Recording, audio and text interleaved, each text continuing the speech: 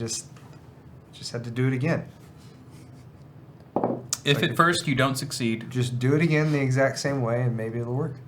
Third time's a charm. It's a great lesson. Sometimes. Lesson to be learned. All right, we're live to both Twitch and YouTube now. Welcome, guys. Welcome back. You guys can welcome us back. It's awesome hardware. We took a brief hiatus, 2-3 weeks or something like that. 2 weeks off. So 2 it's weeks been off. 3 weeks since the last show. Feels like a lot longer for some reason, but it's good to be. Time's been creeping by. Yeah, that is true. That is true. Very a lot is slowly. happening in very little time, and also nothing's happening in lots of time. So it's a weird time to be alive. But we're glad that we are alive and able to bring you this epic broadcast on this beautiful Tuesday evening. Yes, This is indeed. Awesome Hardware, and it's episode 222. 222. It's gotta be sort of lucky, That's portentous. right? For all the ports. Yeah, we are talking about AMD versus Intel yet again, and how AMD is just absolutely crushing it still.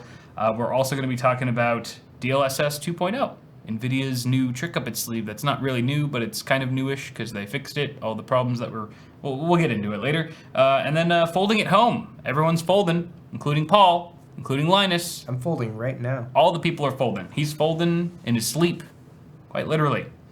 And we'll tell you how you can too, very soon. Computex has been pushed to September. Darn it. But also, phew. And we also might see DDR5 this year. What? Why not? Why not? We have PCIe Gen 4 that we don't really need, so why not DDR5? Makes sense. And finally, we'll end the stream, at least before we transition to Twitch exclusively, by talking about some video games that are coming out. Some pretty cool video games coming out in April that you should keep your eyes on, because exciting. there ain't shit else to do. By the way, adult language warning, that just reminds me. So if you have sensitive ears, cover up. And also, thank you to our sponsors, who is no one. So it's just me and Paul. We drink beer on the show as well. Cheers. Cheers. If you're worried about us being in such close proximity, don't worry. I am just a hologram. And even if you weren't, my forearm, little does anyone know, is exactly 6 feet long. So, forearm for scale. We are technically 6 feet apart. Thanks, forearm. No. It's a fun fact about me. I have very extremely long forearms. Is that also how you measure your dick? Well, it's the only way I know how, Paul. I couldn't think of a subtle way to phrase that, but yes, my dick is also 6 feet long. It's it's not the most Alright. scientific method, but it works. Yeah, keeping things safe. I'll do a video on it. Okay. All right, let's talk about Intel getting absolutely punished by AMD with their new Ryzen 4000 series laptops. I know it's mobile, so maybe it's not quite as exciting to some of us as the desktop stuff, but this is kind of a precursor, a sign, if you will, a tease of what could be to come, of what's to come with the full desktop 4000 series lineup. So Everyone subscribe to Hardware I cited Hardware Unboxed's video because they did a great job. Right now. Yep, you should. So they did a video, like a half an hour long video that talks about the performance of these new notebooks, of these new mobile chips, and just how powerful they are. For those of you who are unaware, this is not Zen 3. Zen 3 is going to be coming out next year, hopefully. But this is the third gen Ryzen mobile APUs that are still using Zen 2 architecture, so it's still 7 nanometer, but they've been highly optimized. And as you'll see in the video, that's hosted by Tim. He does a fantastic job. These chips are redonkulous, to be exact. So yeah, like I said, mobile for now, but desktop CPUs should be arriving sometime next year, 2021. The laptop that he tested was the Asus Sepphoris, I forget the exact model number, but it's in there. G14, I believe. G14, yes, thank you, Paul. Which features the Ryzen 9 4900HS. And this thing is an absolute powerhouse. This 4900HS is insane. It's an 8-core, 16-thread processor, and it's not even the flagship Zen 2 APU. There's actually one that is There's Tim, by the way. crazier, the 4900H. The HS SKUs in this lineup basically indicate a lower watt TDP. So the one that Tim's testing and saying like, oh my god, it's like just destroying everything, isn't even the highest TDP rated chip in the lineup. It's the 35 watt variant, which is really impressive and goes to show how power efficient these chips are as well. And so there's 6 of these H series SKUs that we know about right now. The Ryzen 5 4600H and HS, again 45 watts and 35 watt variants there. These are 6-core 12-thread parts. They turbo up to 4.0 gigahertz on the non-S model, and it features 6 graphics cores. Again, these are all APUs. Then there's the Ryzen 7 4800H and HS, 8-core 16-thread APUs that turbo up to 4.2 gigahertz with 7 graphics cores, and then you have your big boys, Ryzen 9 4900H and 4900HS. These are also 8-core 16 threads. They turbo to 4.4 gigahertz, which is pretty darn fast for a mobile APU, and they feature 8 graphics cores. Now, even though these are APUs, mobile APUs, most of the laptops that are going to be featuring these parts, especially the higher end Ryzen 7 and Ryzen 9 parts, are still probably going to be paired with discrete graphics cards anyway.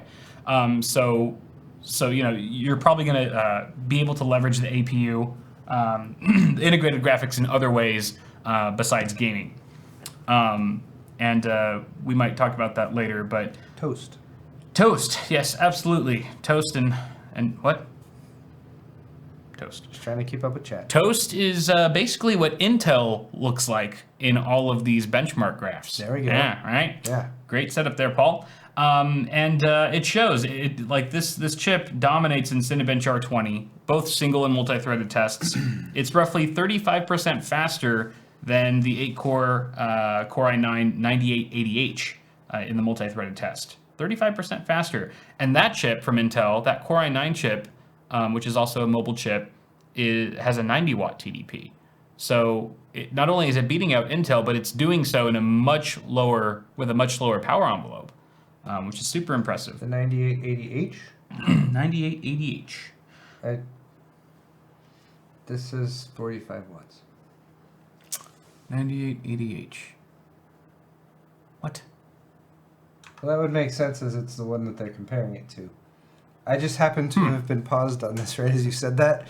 So I looked at it. That's interesting. TDP here says 45. Configurable TDP down. So if you could there be a higher 35. TDP variant of it, or maybe they tested it somehow at a higher TDP? I don't know. Or it's I didn't watch the video. Or it's completely useless to look at Intel's rating for TDP anyway. That could always be a thing. That's fair enough to say. But basically, what we're seeing here is that 9880HK is what chat's saying. There's an HK variant that is the higher TDP. Interesting. Okay. Yeah, like in hardware and box charts, it'll say like 90 watt, 9880H. I didn't see the K there, but I'll have to double check on that. But basically, this 4900H is more than twice as powerful as last gen's Ryzen 7 3750H.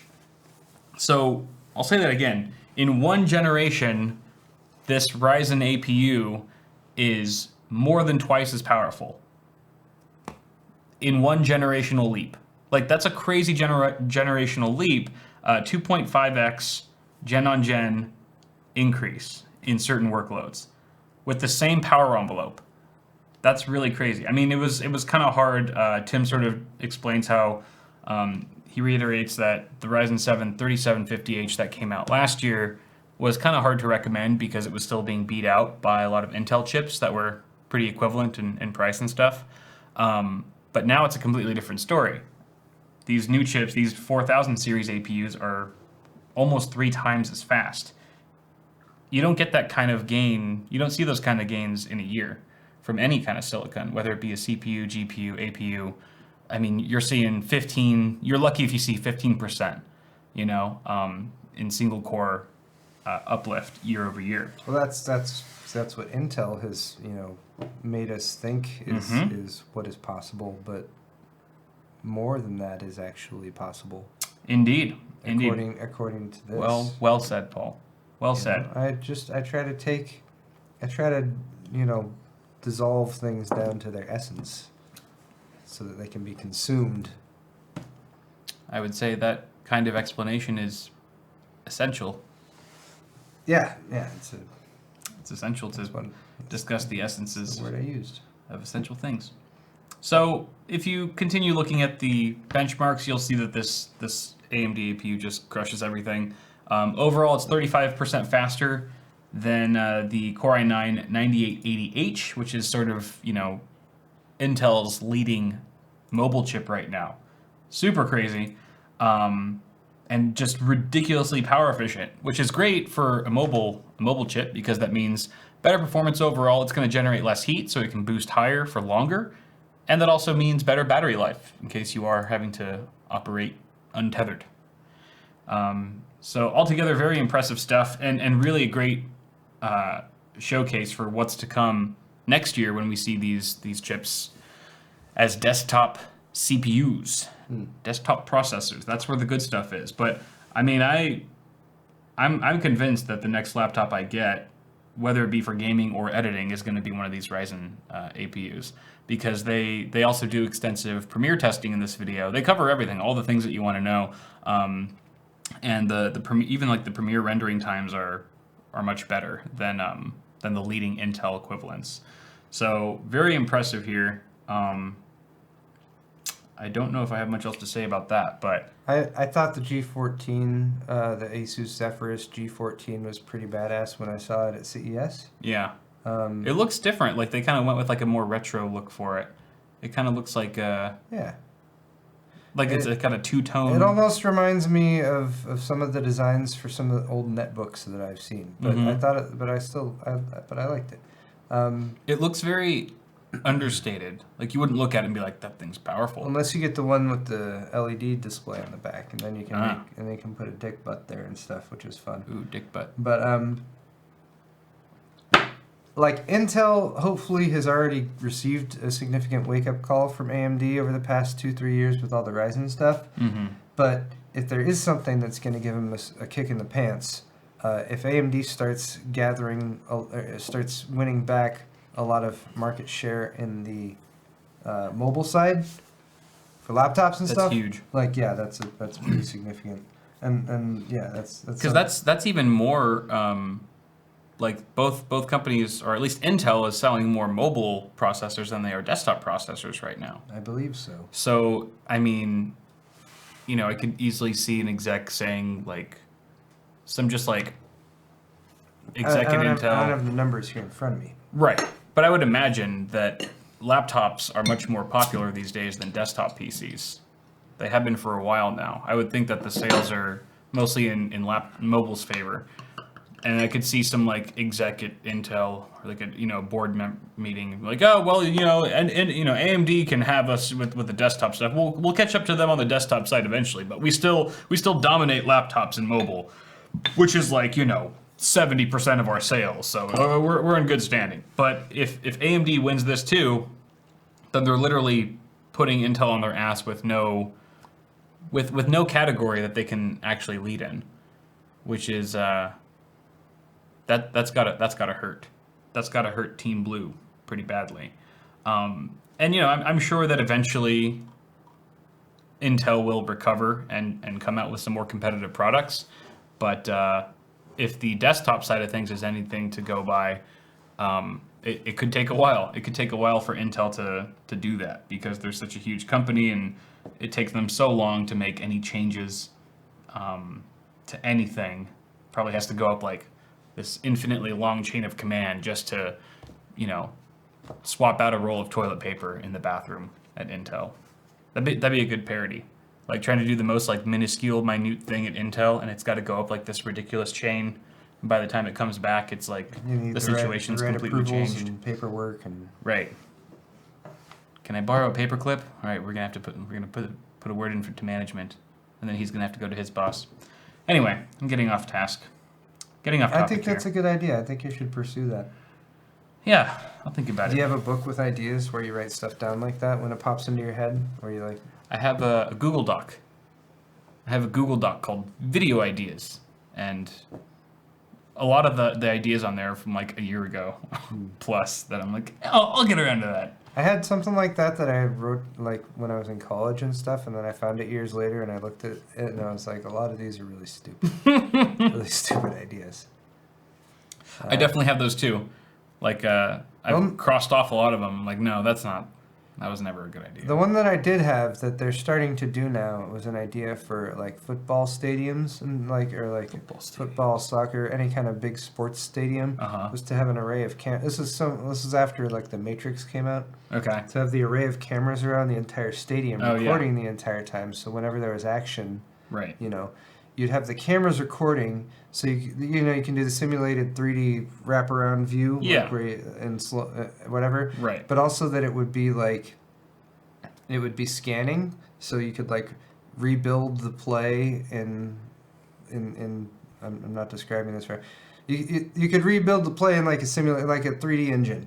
Right. You know, and then you could play it back. Sure. And bring the camera and put it wherever the heck you wanted, like as close as you wanted. Yeah, like you're a spectator in a video game. Yeah. I'm pretty sure they're moving towards that, but it was my idea, like many years ago. I just want to point that out. I'm gonna claim royalties at some point. You should go after them. Why don't you just like outsue them? Sue them till they're broke. No, I have lots of lawyers. Dig into those YouTube pockets. So everyone go buy Ryzen laptop. At least 5 of them, and you won't regret it at all. Tell them we sent you.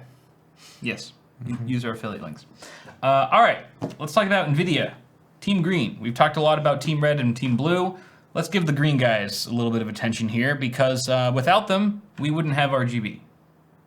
Get it? Because they're G, and the other ones are B and R. Never mind.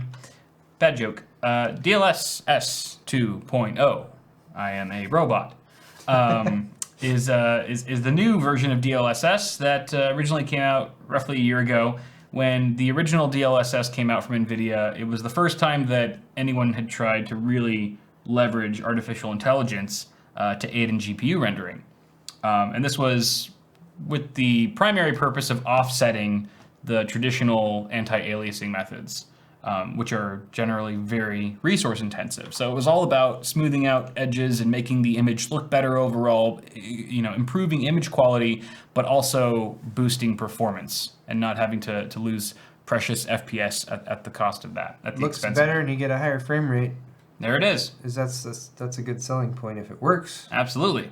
And unfortunately, the original DLSS didn't quite live up to all the hype that people were anticipating. It had limited game support for starters, because the artificial intelligence network required game-specific training in order to work properly. So it took a lot of time and a lot of resources for NVIDIA and developers to implement DLSS into their games, which is why after a year after DLSS was announced, less than 30 games could actually support it. So that was the first thing holding it back. Secondly, it was known to have this haloing artifact that kind of made the finer edges in the game look blurry or smeared. It's hard to describe, but it wasn't a huge issue for certain games and certain scenes, but in others, it really tainted the benefit of the increased performance. It just looked terrible. This is actually a perfect example. If you look at original DLSS you look at the fan blades, you can see that on the edges of them, it kind of looks like it's smudged or smeared. It just doesn't look all that nice. And now with the new DLSS... There's also this weirdness going on over here. Yeah, it kind of looks like it's... probably because there's sort of a grid pattern behind it. Also, the grid pattern behind it isn't coming through at all. It's like the AI is getting confused or something. Yeah. But with DLSS 2.0, that's no longer an issue. It's been fixed entirely. And the main way that they've, like DLSS 2.0 is way better. I should just get that across right now. It's way better, infinitely better than the original. And the main reason behind that is that NVIDIA has significantly sped up their AI network. It's operating a lot faster now. It can react and respond and execute commands much quicker than it used to. So tensor cores can now execute twice as fast than compared to before. And that's going to deliver higher frame rates and greater image quality. Apparently, we're going to be able to see image quality comparable to native resolution, excuse me, while rendering only a quarter to one half of the pixels. So essentially, you could be playing a game, or you could be getting native 4K image quality. It looks like you're gaming in 4K, when in reality your GPU is only needing to render a quarter of those pixels, thanks to the faster AI network. Which would be 1080. Yes. Thank you, Paul. Astute observation. So yeah, you're looking at some crazy gains here, and I think what's also exciting is that there's now a single network for all these games. So whereas before they would have to train the AI specifically for each game, now it can be trained under non-game specific circumstances. So that makes it a lot easier to implement DLSS into a wider variety of games much faster. So hopefully within a year we'll have many more than 30 games to experiment with DLSS on. There's also some new quality control that they've implemented. So there's 3 quality modes, kind of like a fan curve type of preset where you can choose quality, balanced, or performance. So this basically controls the game's internal rendering resolution. So with performance mode, for example, that enables up to 4x resolution. So like Paul was saying, you could be rendering 1080p, like as many pixels in a 1080p image, but scaling that and outputting a 4K image. And then obviously with different control modes, that would obviously determine if you want to prioritize performance or quality based on your needs, your preferences, your system specs, and things like that. So basically, the long and short of it is that compared to the original DLSS, 2.0 delivers increased performance, image quality, behavioral control, and it's much easier and faster to implement into games. Right now, there's only 4 supported games: Control, Deliver Us the Moon, MechWarrior 5 Mercenaries, and Wolfenstein Youngblood. But that's expected to increase significantly over the next coming months, as that's one of the main benefits of this technology, is that it's much easier to implement. I haven't had a chance to really test it out myself, but I was watching some of the video content on it, like this YouTube video. And it's pretty good. It's pretty crazy. Like, they have some side-by-side parts where you can sort of see up close. So on the right, you've got DLSS 2.0, which is the new and improved version. If you kind of like pause it at any point and you like kind of like look at some finer details in a scene, whether it be text or some of like the textures, the brick on the wall, things like that, it does look a lot sharper, notably sharper. Are you saying I should pause it? If you want, maybe you can find. These plants look sharper than these plants. Definitely, they definitely look sharper. Look at that. Yeah, you can tell. You can definitely tell. But what's equally impressive, if not more so, is that while the image on the right looks better. No, it would help. Oh yeah, go to 4K or 1080. Yeah. 1080 at least. Makes sense. So what's really exciting too is that if you look at the frame rate between the two images, you're getting way more performance on the right. It's very small, but it's about 72 FPS on the right and about 44 FPS on the left. So that is pretty cool. Like, let that sink in. You're getting a ridiculously more smooth playback, and the image looks better. It's quite. Tell with like some of the crispness over here in this whatever that. Satellite thing? No. Those are hot boxes. Dish. Or no, soft boxes? Satellite dish. Oh, it's a satellite dish. Or a soft box. Probably more like a light. Probably I don't know why they would have a satellite dish in here. Well, it's Control. It's a video game. You're probably right. Okay. Very impressive, though. Very impressive. Yeah. I really hope that this comes to this should be on every game. I would love to see this on 90% of games within a year. That would be really exciting and would definitely be a hot selling point for GeForce GPUs that support it. But we'll see.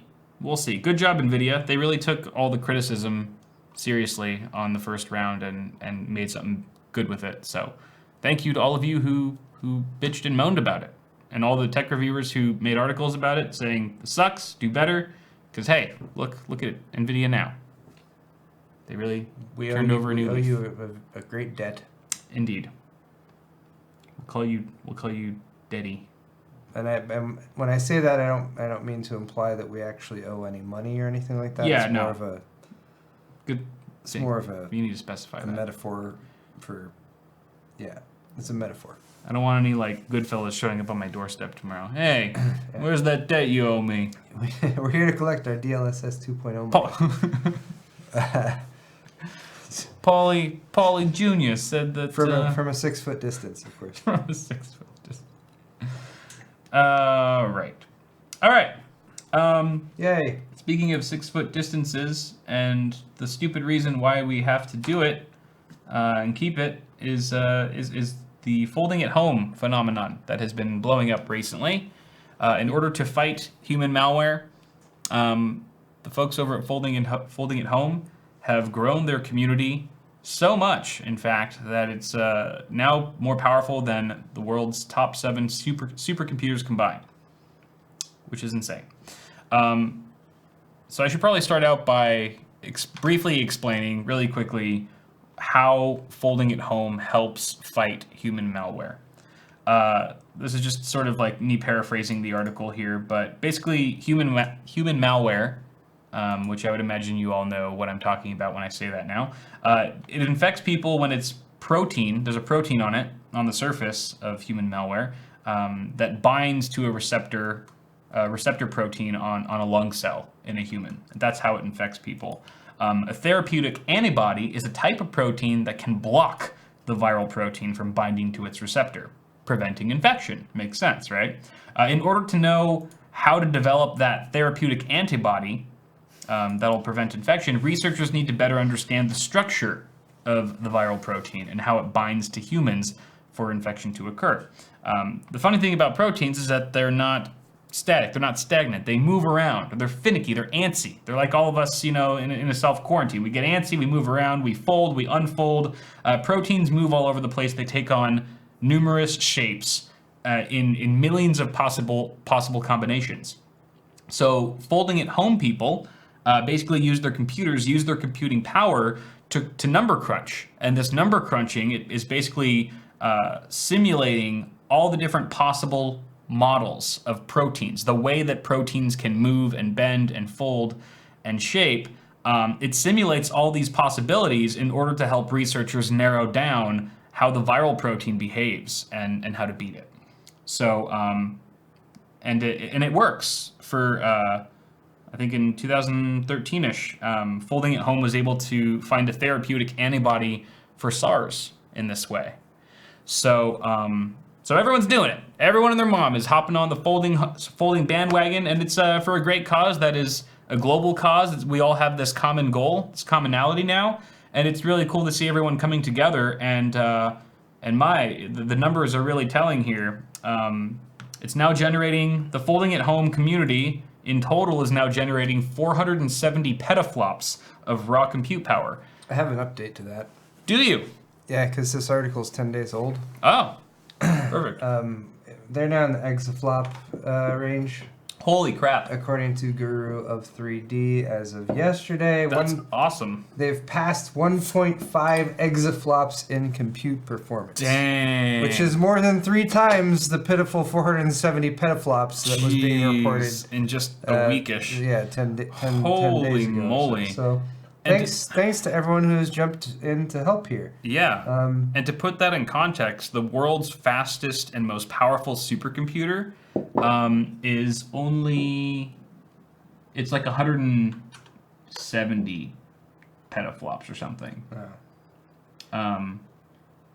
The Guru3D.com article has some listings of all of the various CPUs, GPUs, and everything that are all being put together under various operating systems, Windows, Linux, and Mac. So yeah, something north of 78,000 AMD GPUs, over 350,000 NVIDIA GPUs, over 550,000 CPUs with over what is that? 3.5 million plus 800,000. 4.5 million. 4.3, between 4.3, 4.4 million CPU cores working on this. And this is all from home users, distributed computing, running the software on their computer. It's really easy software to download and run. Just make sure you go and download it directly from foldingathome.org. Don't download any actual malware. Yeah, and you can fire that up and run it. That's really insane. The limitations have, from my understanding, and I don't know if this is still ongoing, are more on the folding at home side now, and actually getting out work units to all the people who have loaded up the software. Right. And I also think it will depend on your software configuration. I think they might be prioritizing higher-end software configurations to distribute certain workloads to. I set it up on a Intel 6950X system with a GTX 1080 Ti. It's gotten a fair amount of work units sent to it already. I haven't been able to run it 24/7, but I've been turning it on when I can. For some reason, my reporting page in the web browser, because you can look at a web browser page that will kind of show you stats, and you have some basic functions to turn stuff on and off. For some reason, mine isn't working. I can bring up the advanced thing from the system tray. Anyway, I'm sure that's probably a known issue, and I need to clear cookies or something like that. Anyway. Also, someone pointed out that the totals are right there. Oh, you're right. Totals are at the bottom. Well, I was sitting there adding them up in my head. I didn't even see them either. Hey, you know what? You're just trying to, use your brain. You're utilizing your brain power, keeping 4.63 million CPU cores. I feel silly now. Got to keep yourself sharp in these dull times. That's really cool. And I think for a lot of people who are otherwise, especially if you're off work or whatever, or if you're quarantined at home and you're feeling bored, or you're feeling antsy, or you're feeling like, what can I actually do other than washing my hands 10 plus times a day and maintaining a 6-foot distance, as Kyle and I are doing, because I'm just a hologram. Yep. And there's no guarantee that this is going to be the answer. This is going to find the cure or the solution to getting a vaccine or anything like that. But it's more than doing nothing. Yeah. And if you've got a computer and you're not using it otherwise, and you're not too stretched out on your electric bill, then go ahead and load it up and see what you can do. What computer have you been folding with? The 6950X. Nice. It's a system we stream on usually in the garage. And is it leveraging the CPU and the graphics card? Yeah, you'll get work units individually for each one, and then it'll chew through it and tell you how much time is left and all that. Nice. Yeah. Cool. I wonder, have you tested to see like how many watts it's pulling at a given time? No. I had a very limited time to record that video. Oh, yeah. So I was just trying to get the basics down there. Of course. No, I was just curious. I did watch Linus's video on that, because I meant to make that video like a week and a half before that. I was sick, and it was hard to do that. Yeah. But of course, in the meantime, other tech channels made videos about folding. So I watched Linus's video on it, and he did the wattage test to see how much was being drawn. But they also installed it on their like crazy system with the 8 video cards and everything that they were, which is really cool. But it's also, if you're a home user and you're like, how much is this going to draw power wise? It's not really a very viable comparison. Right. So I could have done that and made my video better, but I didn't have time. And in all fairness, doesn't take much to be better than Linus, Paul. I know. You couldn't even do that. Have they delayed LTX Expo yet? Is that still? I don't know. They're still gonna. I don't know. Put everyone at risk. I haven't confirmed for that yet. Neither have I. I thought. When is it? June or July? Yes, you have. No, I haven't. I didn't confirm for this year. I mean, like last year's event, I'd be like, yeah, I'll definitely go. But that was before we knew of a virus outbreak. I could have swore I saw a video that they posted promoting LTX, and one of the things they said was Bitwit just confirmed, or for something this year's? like that. Yeah. No. Is that? I haven't even followed up with their first email about it yet. I mean, I haven't either. Am I hallucinating? I got the big email. Yeah, that was they did. What? I'm pretty sure you're listed on their guest list. They have you up there. Yeah. Oh my god. All right. I mean, thank you, chat, for confirming that I wasn't hallucinating or anything like that. All right. Yeah. Yeah. This is the only email I've ever received from. I'm showing you right now. Did you get this too? Right. Yes, I got that. And I never replied to it. And I haven't talked to anyone about LTX since this. And this was January 6th. January 6th. I'm pretty sure I saw a video where they were doing that, and in one part of the video, like Nick's there or something. Was it Nick? One of them's there, and it's like Bitwit just confirmed. And like cool, and yeah, like they have you on there. You know what's really funny about that is that last year when they put out some promotional, brochures, digital brochures and stuff. There's like, here's our guest list. Here's who's all gonna be here, and they forgot to put me on the list. I was like, where the fuck am I? I'm going, and they're like, oh my god, we totally forgot Bitwit, and then they like scrambled to like redo it or whatever. And maybe they just got so self-conscious from last year's mistake that they're like, we can't forget Bitwit this time. We'll put him on there, even if he hasn't confirmed. But I mean, hilarious.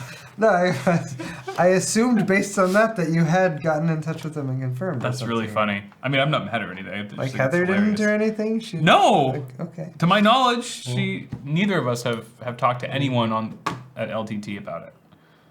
I was just kind of like procrastinating like I normally do with emails. Wifey Sauce says he probably confirmed and just forgot. No! I'm looking at my inbox right now. I typed in LTX, and that's the last email mentioning LTX that I have. Right. You should definitely back out that. This is terrible. I'm just kidding. No, I don't know. It's still a little bit later in the summer. Yeah. But I don't know, man. Like, I don't know. I feel like it's a day at a time. Is anyone else like? Oh wait, hold on. I do have this email. This email from an LTT staff member that says, "Get ready for an intense LTX 2020." This is in February, early February, and I did reply saying, "Heck yeah, can't wait." Does that assume is that an official confirmation though? I don't know. Maybe it is. Maybe they accepted that as a confirmation. I mean, it wasn't even with Linus. It was with one of his employees. But I think that's the only time I mentioned it. Well, that sounds. At least there's something there. Yes, I think that would be a yes. Okay. Well, you know what? I was actually kind of hoping to go anyway. I think the situation that everyone's dealing with right now changes things a little bit. Yeah. But if they can find a way to still host it that is safe and things have sort of cleared up by that point, then I am 100% interested in going. Because last year was a lot of fun. You? Yeah, no, I've been like in my head I've been planning to go as well. I've even talked to my wife about it and stuff, but I've been like I feel like I haven't had time to do anything. And sometimes when I get behind on things like emails and following up on stuff, I give myself a hard time because I'm like, I should have taken care of that and been responsible. I'm not doing that because I'm like, no, I was doing a bunch of other stuff.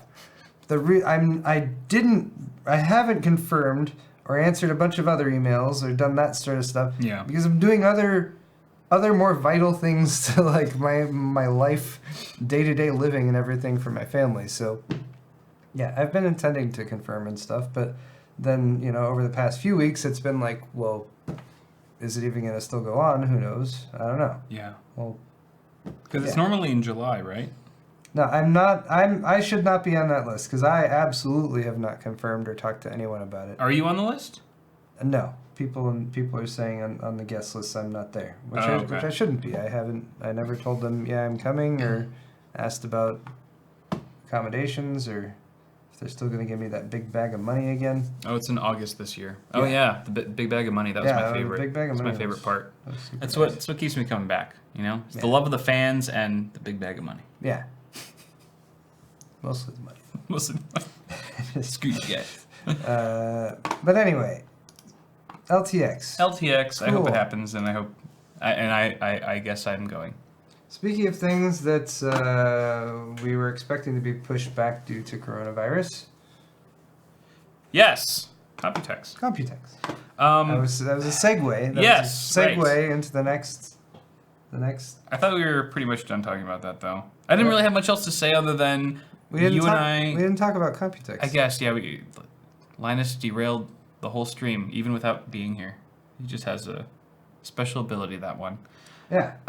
So the thing about Computex, we're not going in June. Like we normally do. Neither is anyone because it's being pushed to September. September 28th. Ooh, it's going to be crazy then with LTX and Computex sort of back to back, a month apart. This is late September 28th. Okay. So that's spaced Okay. out. Yeah. It's also shorter now. I think it's 3 days or 4 days 3 instead days. of 5 or 6. 28 to the 30th. All right, so 3 days instead of 5 or 6. Well, that's good because the last day or two is kind of garbage anyway.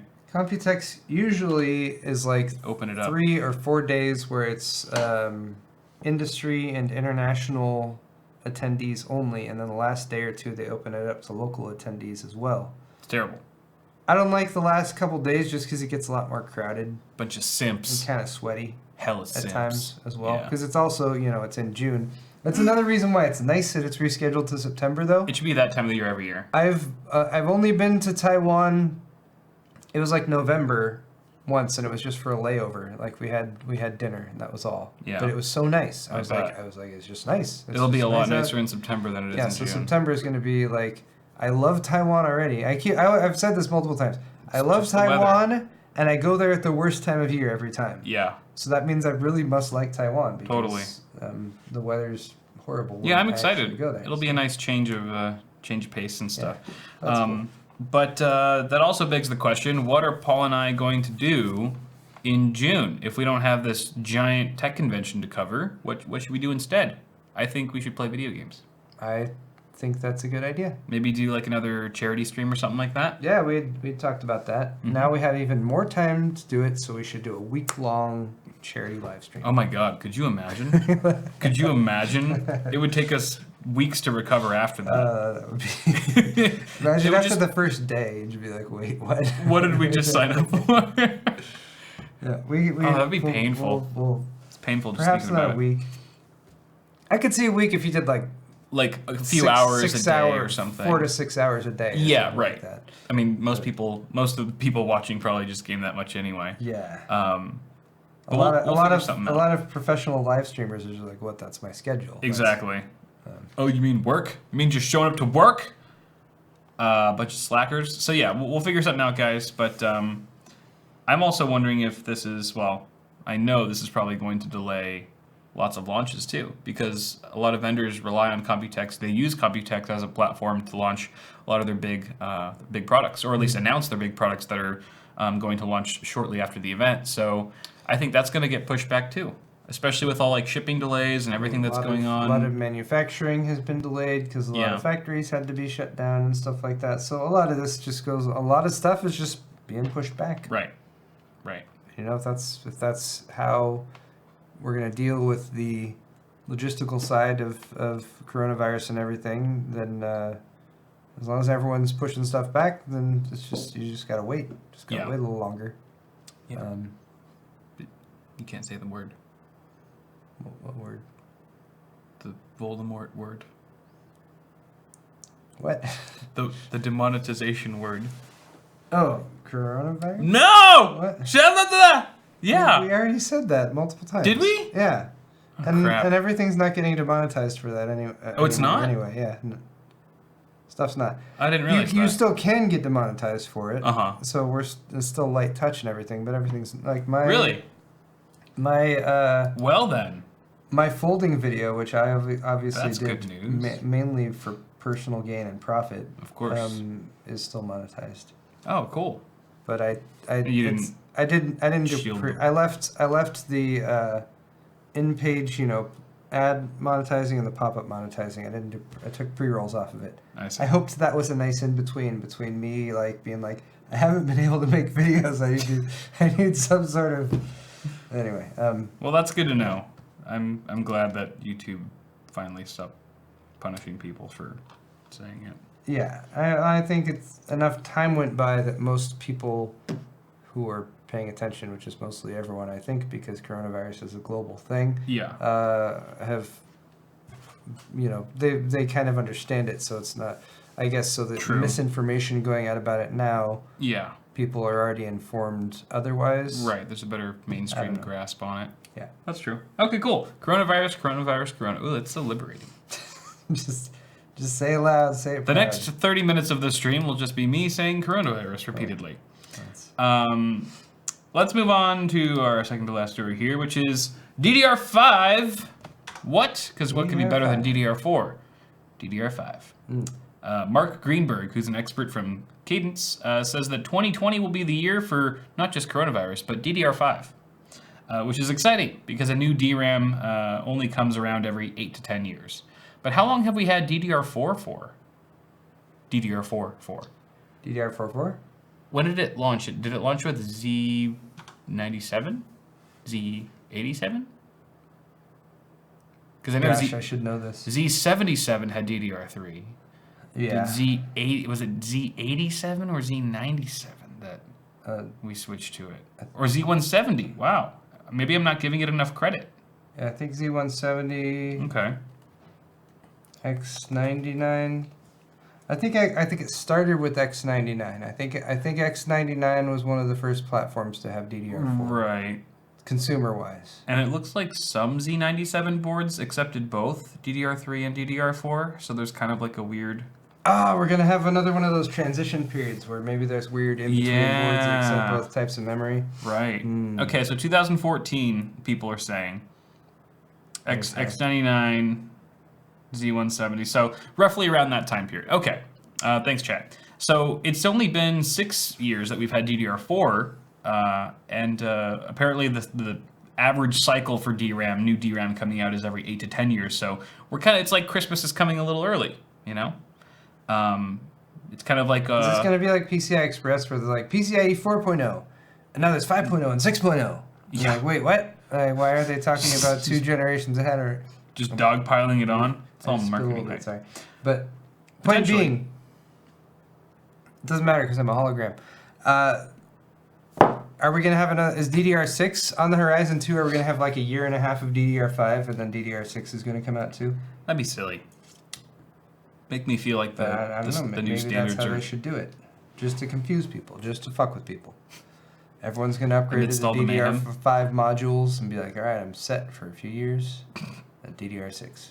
They'll be like Apple, just release a new model every year. Yeah, they'll launch DDR6 and it'll be backwards compatible with DDR1. But motherboards that supported DDR5 will no longer support DDR5. It'll force you to upgrade to DDR6. That's how it's going to go. Some genius. They'll have a working computer. They'll just stop working once the next generation comes out. Just like, I'm sorry. Black screen. Please upgrade your memory. Please insert DDR6 to memory. DDR6. And then continue to use it. With a shopping link. You can click from the BIOS. And the Intel Inside logo. Okay. Everyone else would be like, AMD's motherboards support DDR4, DDR5, and DDR6.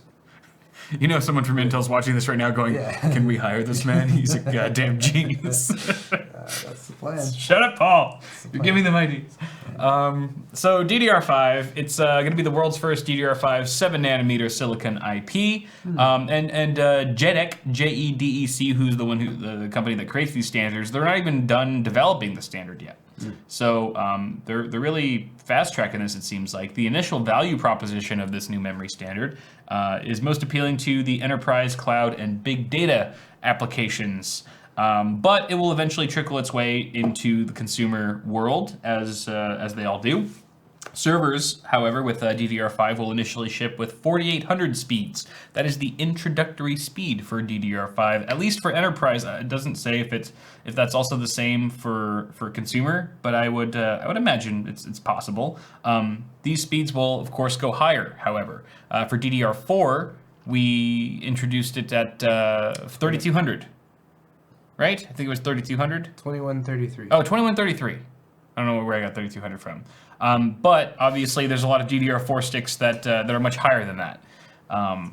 So the same should be the case for DDR5. You should be able to find it for 5200, 5600. When DDR4 launched, like if you had fast DDR3, it was still faster than the entry-level DDR4. Right. It's kind of an overlap.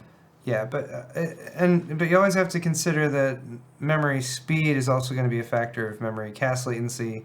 Memory cache latency is going to be affected by the frequency of the system. So, yeah. There's going to be a bottleneck somewhere. Yeah, so DDR4 or DDR5 4800 speed, when you want to determine the actual bandwidth, you're going to need to know the cache latency that's running at. Yeah, so there's no mention in the article about cache, like what kind of timings and latency that this new standard will see. So I guess we'll have to just wait on that. But the speeds will be fast. Speeds will be fast. We'll also see more capacity. Apparently, DDR5 is prioritizing capacity over speed. Oh. So that we can, I think 32 gigs is going to be the entry-level capacity for DDR5, which means that two 16 gig sticks? Two 16 gig sticks is going to be like the norm. Okay. So we don't even know if we'll be able to find if there will be 8 gig DDR5 sticks available. They might all just start at 16 gigs, which is crazy. A 16 gigabyte die was pretty much impossible on DDR4 when it first launched, but it's going to be the entry capacity for the new standard. And it's expecting to go higher than that too. There will be higher end models that have up to 24 gigs per DIMM, maybe even 32 gigs per DIMM, which would be nuts. You could do 128 gigs on a mainstream desktop platform like X570, for example, or I guess it would be the next few generations that support it, without having to go to the high-end desktop platforms that have twice the number of DIMM slots and things like that. So that's cool. Platforms that will support it. The first platforms that will support it are going to include AMD's 3rd gen EPYC Genoa, and Intel Sapphire Rapids Xeon server processors will both support DDR5. The first consumer platforms to support DDR5 are unknown, so we don't know if it's going to be ready before in time for Zen 4, which is slated to arrive next year. But it's possible. If DDR5 will be shipping in servers this year, it's possible that it could hit consumer desktops by next year. And Paul has an idea that he will share with us. We'll blow all of our minds. Looking at AMD, right? AMD. Yep. So the socket before the current Ryzen stuff was AM3, AM3 Plus, and then AM4 for current gen stuff, DDR4, AM5, DDR5.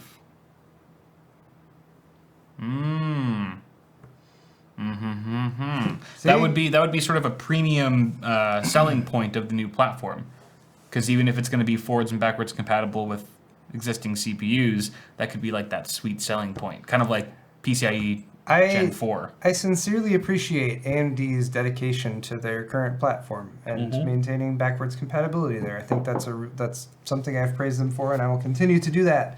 Yeah. So you have to think, like, when they finally decide, all right, we're going to move on from AM4 on the consumer desktop side, what are they going to do that for? And DDR5 could potentially be something that might go hand in hand with that if timing is the same. And if we're already looking at 4th gen Ryzen stuff this year that they're saying is still going to be AM4 compatible, and we're looking at DDR5 stuff this year as well, more likely on the server side, but then next year would seem like a reasonable time frame for a new consumer platform that would also align with when DDR5 was becoming more mainstream. Yeah. That seems reasonable to me. Right. Anyway, AM5 with DDR5 support, Computex 2021. Paul's calling it now. That's my. Someone Twitch clip that so that we can confirm or deny if Paul is right in his predictions, and if he is in fact an AMD spy. I'd be interested to see. I mean, how these much higher frequencies and hopefully decent cast latencies of DDR5 will also affect frame rates on the next generation of Ryzen CPUs that are already pretty frequency dependent because of Infinity Fabric and things like that. So that could be a pretty compelling selling point for the high-end systems where, like right now we've got B450 that's plenty of performance and good enough for the vast majority of gamers, but if you're a specialty type of user and you want like PCIe Gen 4 speeds on these latest NVMe SSDs for more specialized tasks that are really write intensive, then you want to lean towards X570 to get that support.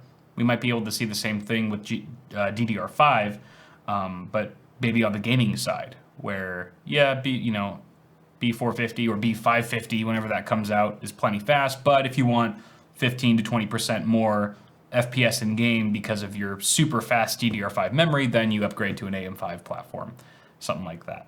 This is all speculation, of course. We'll keep our ear to the ground about that. And I'm also kind of curious, like, what would pricing look like for a average 2x16 gigabyte DDR5 kit? Would that be roughly in the same ballpark what we're paying now for DDR4, 16 gigs of DDR4? Or is that going to be, what kind of premium can we expect to see? Is it going to be twice as expensive, 50% more expensive? Time will tell. Time will tell. But that's all I got for that article. And let's wind down here with some fun stuff, like video games, because video games are fun. And we've got a couple really good ones coming out in April. Hopefully they're good. But some of these cannot not be good, like the Resident Evil 3 remake. I mean, the Resident Evil 2 remake just shattered everyone's expectations, including my own. Just an amazing playthrough. Why do they have 3 screenshots from the same game for this title? They're not from the same game. Okay. This is Are you saying that all Asians I feel like there's a lot of cleavage going on here. All right, so Resident Evil 3. So here's a look at Resident Evil 3, the remake, the Jill Valentine trailer. It looks spectacular. Absolutely love the Resident Evil 2 remake. This one looks just as good, if not better. There's some pieces in the article saying that they did the playthrough already and that it was like a really great, awesome experience, but very short-lived. So I'm wondering if it's just a really short game or something, shorter than Resident Evil 2, because Resident Evil 2 wasn't a very long game either. But this just looks way more. I mean, Resident Evil 3 was the most action-packed episode in the series, in the franchise, until Resident Evil 4 came around. So I've never played Resident Evil 3, the original. I had never played Resident Evil 2 until the remake. I had only ever played pieces of the original, number 1, and I did beat number 4 on the GameCube back in the day.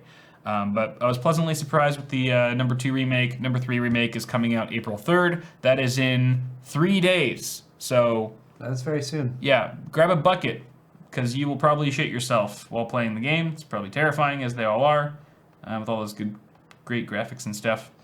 And kill some nemesis. Next game, Final Fantasy VII. It's also being remade, and this looks really good. Square Enix is giving the long-deserved, long-awaited Final Fantasy VII remake, and it looks really, really good. You can tell that they just spent a lot of time on it. They really cared about this. This was such an iconic game. Fun fact, this was the first video game in history, I think, or at least in U.S. history, to ever have a national commercial televised.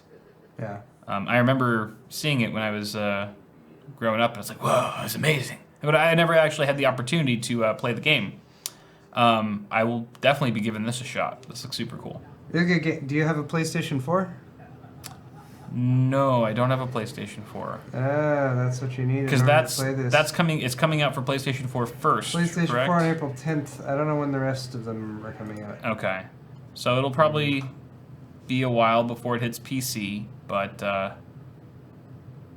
yeah, I mean that's fine. It's worth the wait for me. I'm not in any rush to play it. Wait, yes, FF7 remake only covers the first act of the classic game, but Square Enix promises this will feel like a full-sized RPG, as they've greatly expanded Midgar and added plenty of new character and story moments to experience. Beyond that, the game looks to have been polished. I didn't know it was only going to be the first act. Yeah, so it's not even the whole game, which is kind of a bummer. I'm hoping that there's still... I'm hoping that it's, you know, it still feels like a full game. If it's like 5 hours playthrough, that'll be really weak. I didn't know it was the first act. Yeah. Okay. That's kind of sad. But I've heard that they have added some additional content that wasn't in the original. So it's like The Hobbit. It's like the Hobbit movie. As I'm not excited about that. Oh, they fluffed it up with some garbage that they just made up to make it longer and make it into 3 movies. It's stupid. Okay. But it could be like The Hobbit, but the pieces they've added could actually be good.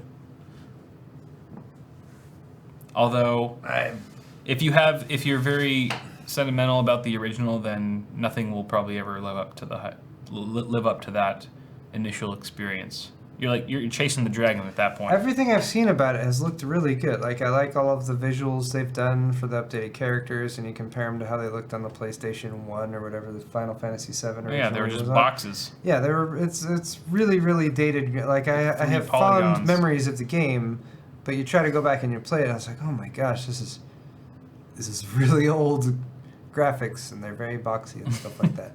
So just that, but taking the same game and updating the graphics, it's still very playable because it's an RPG and all those elements are still there. Yeah. So anyway, are they gonna launch the rest of the game? Like, are they gonna have Final Fantasy VII Remake 2 or whatever for all of it? I would imagine they would have to, right? Possibly, but anyway. I just want to ride a Chocobo in amazing HD. Yeah, you can do Chocobo racing. You got to raise your Chocobos in order to get the golden Chocobo, and that's how you go across the sea in order to get Knights of the Round. Sounds like a reasonable... Knights of the Round is the most powerful summon in the game. Is it? It's an attack? It's a summon. So one of your characters is a summoner. Okay. And you can summon. You get summons. So a summon is like a creature that you call in to fight for you. Right. And they're like all of them are kind of different and have different attacks. And so when you do a summon, then suddenly you're controlling the summoned creature, and then you fight the. Yeah. No, I'm sorry. I'm thinking of Final Fantasy X. Summons in Final Fantasy VII is you do a summon and it does a bunch of damage, and then that's done. Right. But the reason Knights of the Round is the most powerful is because it's like 12 or 13 attacks, like boom, boom, boom. And so it is done during combat. Yeah. Okay. Yeah. Well, that spoilers. I'm sorry. These aren't spoilers for the main plot line. The Chocobo racing and getting Knights of the Round is kind of those extra things. If that was like the pinnacle spoiler of the entire game, they are playable in the new sad. Final Fantasy VII. That's interesting. Okay. Cool. Yeah. I'll probably wait for you to play it and then decide if I want to play it. I don't have a PlayStation 4. I'm not sure if this is... I'm not... And again, finding out that it's only the first act, like, I still kind of want to play it, but, like, I got to buy a PlayStation 4. Yeah, and then you got to buy 3 games. Well, how many acts are there in the game? 3? I think 3. So that means you have to spend $180 to play the whole game. With Final Fantasy VII, like, you spend a bunch of time in Midgar, which is a city, at the beginning. And then finally you get to the point where you can leave Midgar, and then you can go to the overworld, and then there's this massive overworld map, and it's a big step in the game, and suddenly your horizons expand, and there's a bunch more stuff to explore. And if it ends right there, I found it just sucks. It's a nasty cliffhanger. Yeah. Anyway, there's 4 discs. You're right. I did have the PlayStation I did have the PC version of Final Fantasy VII. It had 4 discs? Yeah, which had discs. Was that 4 discs? Jeez. Anyway. That's crazy. Do you have a PS4? No. Oh. I have an Xbox One X. One X, yeah. Same. Which I mainly got for the 4K HD. Multimedia features? 4K Blu-ray. 4K Blu-ray. Yeah. I don't even have any 4K Blu-ray. I should probably buy one just to be like, behold the uncompressed, lossless beauty of You should. 4K Blu-ray. I have 310 to Yuma and 4K Blu-ray that we still haven't watched. You should do that. But I also got like a it's like a deep sea, you know, with a bunch of cool photography of that. That one's pretty cool. Like a Planet Earth type of thing. Any right. other games we should be aware of here? There's Predator. Predator. Also PlayStation 4. Oh, PC and PlayStation. April 24th. So this will be coming to PC this month or next month, which is in a day. Okay. So April 24th, this comes out. Hunting Grounds, Predator Hunting Grounds. We missed the trial weekend. You can be a predator or a hunter. So the hunter is like, you know, you're kind of playing an FPS shooter, trying to find the predators and take them out. So you're like Arnold. You're Arnold. You're like Dutch. You can be Arnold or Dutch. Yeah. But if you're a predator, then it switches to third person. Okay. And kind of reminds me, like, just the game in general, sort of reminds me of, what was that one game we used to play? Stealth Kill. Where one person was a monster, everyone else was trying to hunt them. Oh, Evolve? Evolve. Yeah. A little bit like that. Obviously, there's differences, but you can choose predator or hunter, and yeah, it looks interesting. It looks like it could be like really fun, or it could be a flop. It's hard to tell. With games like this, it's hard to tell. I'm always a little bit skeptical with games that are built off of like old movies, or you know, or trying to use an existing pop culture cult or fan base to generate hype, because sometimes that's all it has to rely on its success. But other times it actually works out, so we'll see. The original Predator is probably the best movie ever made, so it's at least got that going for it. There you go. I just hope this game does not taint a legendary piece of work. And that is pretty much all I have for the show. That's it. Okay. That's actually it. Good. We did that in about an hour. So a little more than that. A little over an hour. Giving people a little extra today. A little extra. You can have that for free, you know, because we love you. Enjoy. And we're overachievers, as you all know.